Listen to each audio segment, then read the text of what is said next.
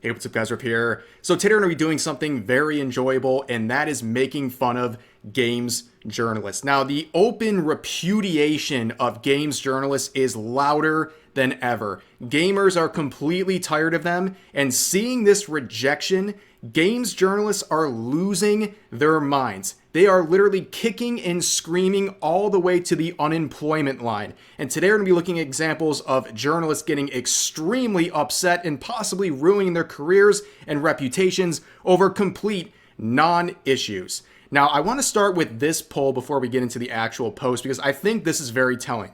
So this comes from Marek Tyminski. He is the CEO of CI Games, which created Lords of the Fallen. We've talked about him multiple times. He's had this very good approach over the past couple of months of putting gamers first, listening to the loud majority and asking them their opinions on certain things so they can basically replicate this in their own work. And this poll is very telling about the modern state of games journalists. So when asked, where will you check first for news on an upcoming game aside from X? Where do people go? Well, basically 44% of people go to trusted YouTube channels. Yes, games journalists, that's got to sting because they have been attacking YouTube channels nonstop, and it's for a good reason because they are very threatened by them. And you can see between trusted YouTube channels, developer social media, and online communities and friends, that makes up basically 90% of where people get their news. And then what's left from the gaming media is not just any source, it's trusted gaming media. So only the sources they actually trust, which does not include, I would imagine, the Kotakus of the world, the IGNs of the world. This is very telling and a good sign. Now, speaking of trusted sources, I have some good news for you guys. So, just in time for Valentine's Day, what else could you get that's more fulfilling than a new merch drop from AdvancedGG? That's right. Another Rev and Straub merch drop with them. This is, of course, my wife, Darling Straub, and we have a new merch line here with our two vtuber models featured. It's a very interesting one. So, right off the bat, we have a new flavor jar with Advanced, a strawberry watermelon hydration here, which is labeled Straub and Rev's Love Potion. You can see the artwork looks great. It's got the limited edition label on it, and I can speak. It is, for myself, it is a delicious flavor. Then we have something very, very unique. And this is going to be an extremely limited quantity, and also these are custom handmade. We have a hot cocoa candle. We've never done anything like this before. You can see the box here, and this is what it looks like. I've burned one of these. It smells great. If you got some gamer gunk smells going on, or you got unwashed dockies, we got you with this one, okay? But yeah, if you actually burn through, there is a collector's pin inside. And like I said, these are going to be extremely limited, so if you like it, don't miss out on it. Also, here is the acrylic wall art for this drop. Obviously looks good. I mean, the art is a banger. It's high quality, good stuff. And here's a more affordable option, a Straub and Rev keychain. People really like the keychain, so check that out if you want. And if you need something to put your new flavor jar in, we have the Rev and Straub Made Cafe plastic shaker from our previous drop that is now available as well. And if you want to bundle and save, there's this option right here to get the flavor jar, the plastic shaker, as well as the pin. And you also have this bigger bundle, which will help you save if you get basically the entire new collection. So as always, I'll put a link to this in the description and the pinned comment. Make sure to use that link, and don't forget to use code REV at checkout to save 10% on your order. So let's return to what we came here to do today, and that is bully journalists, okay?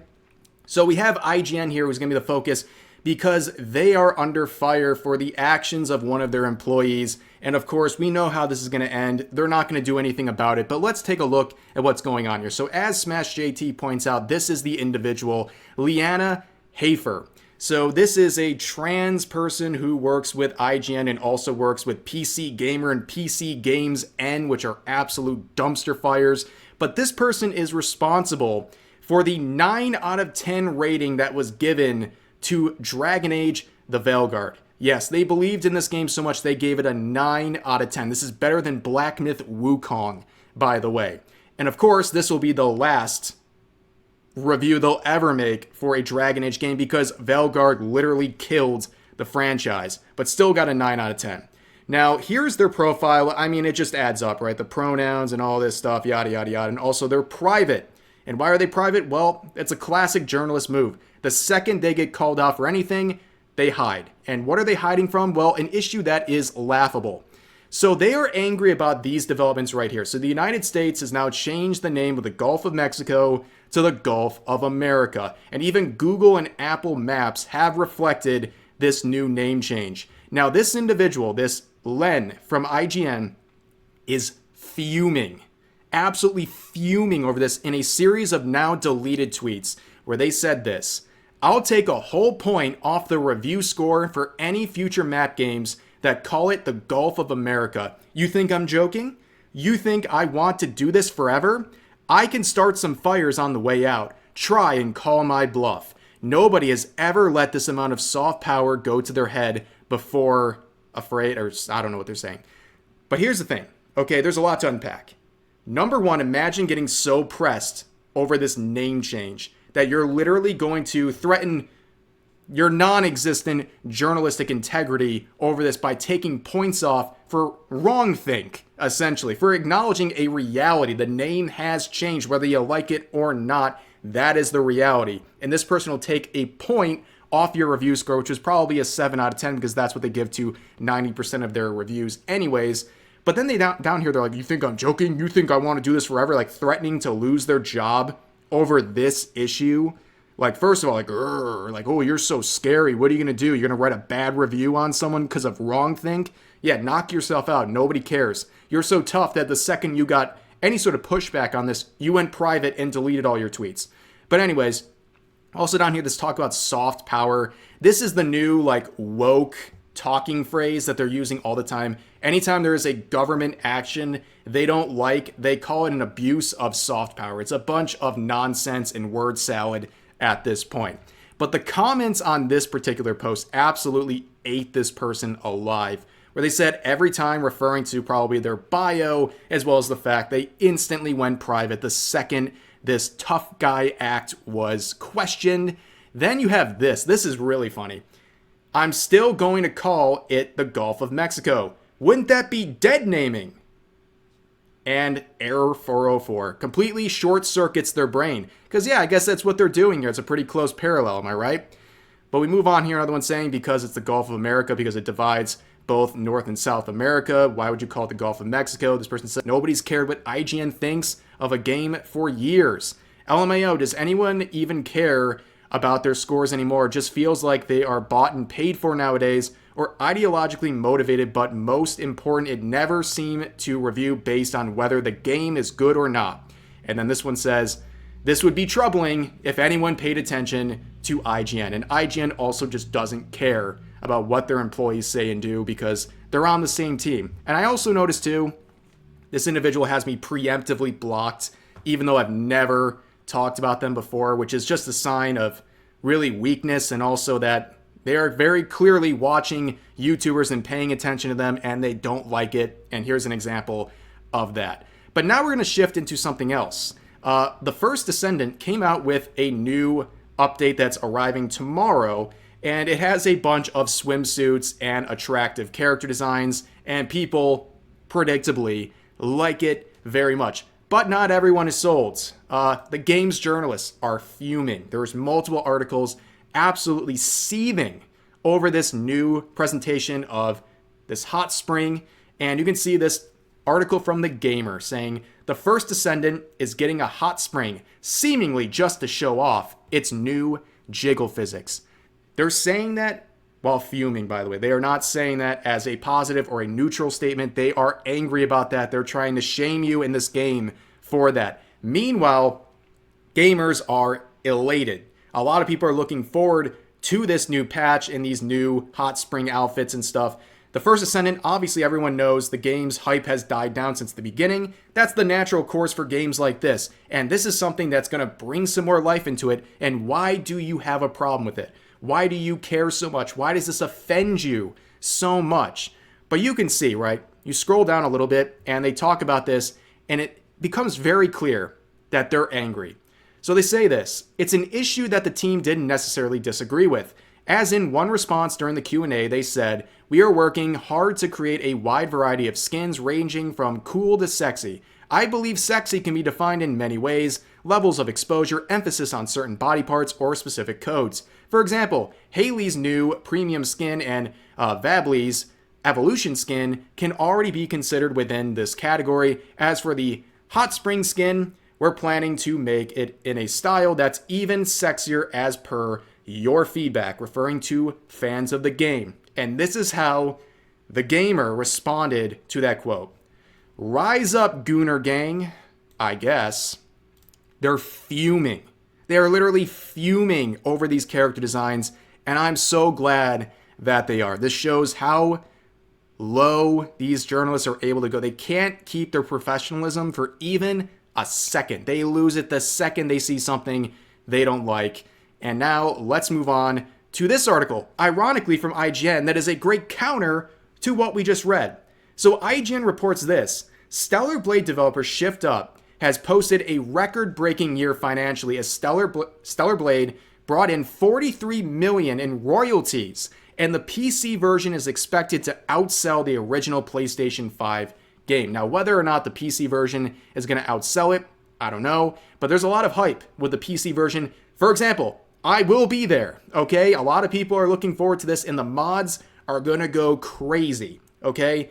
But this part right here, it's clearly showing that this game, not only is it fun, but it also has appealing character designs and a lot of appealing outfits that you can get as well. And it paid off. So the gamer journalist over there seething about the First Ascendant clearly hasn't learned anything. So even the journalists can't really agree on this, or at least the bare bones and facts prove that what the First Ascendant is doing actually works. And why would they have a problem with that as a games journalist? Now, this would also get a lot of attention on social media. This is from a few days ago. Elon Musk would make a very simple tweet that would get a lot of support saying, video game, quote unquote, journalism is garbage. And a lot of people agree.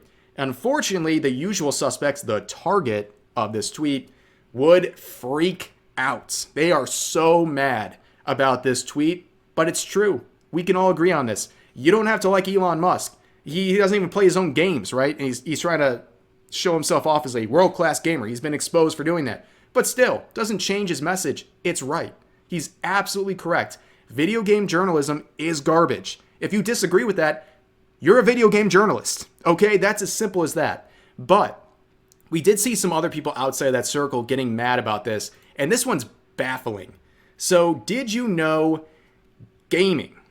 You might have seen this before, you might not have seen this before, but they're a pretty large YouTube account, and they responded with this quote saying, F off, idiot. Like, once again, so tough and edgy. Well, this would get 14,000 likes, but we'll explain why this seems like a bunch of astroturfed support. But why are they so mad? They're not games journalists. Okay, you go to their channel. I mean, they make like these very like bare bones like facts about certain games and things like that. It's very like factual information about certain games and consoles. So like, why are you so mad about this? And it's reflected in the replies. They're all just eviscerating this person, saying he's right, referring to Elon Musk. Come on, man, don't get into this. He's obviously not talking about you guys, and it's not worth pissing off part of your audience. I love you guys, but he obviously isn't referring to you. Notice how this is an acceptable take until Musk says it. He is correct. This response is just proving him right, and so on and so forth. And like I said, it's very odd because this tweet has 14,000 likes and nobody agrees with it. You go to the replies, nobody agrees with it. And we see this happening all the time. Twitter has a real issue with botting, people purchasing likes, not just to use on their own tweets, but also to use on other people's tweets. I think that's kind of the underrated side of these concerns, where I don't think it's just people purchasing likes on their own tweets through bots. I think some people are doing it for other people's tweets because they agree with the message or who it's targeting, right? Like, this isn't organic at all. 14,000 likes and no one agrees in the actual engagement. Seems very suspicious to me.